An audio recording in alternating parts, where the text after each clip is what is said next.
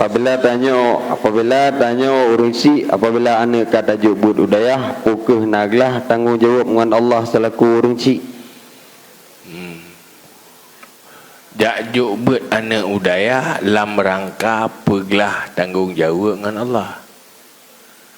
Tetapi wate tak peglah kalau nenteglah. Pajan glah wateglah hari.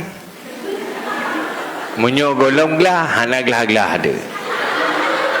Hai tak ajuk anak dia tak kalau masih tak punya payah yulom, payah usaha lom. Kecuali di luar kemampuan dayo nyan baru gelah. Selama manteng mampu untuk tak peglah, yang golong gelah peglah tapi. Sampai berkaglah. Kan mati kali tak ajuk kali ada tak lom kaglah. Oh kaglah baru gelah. Ngolong gelah. Nyan aglah lo. Ada ya geroi gede daya han le dari sepuh.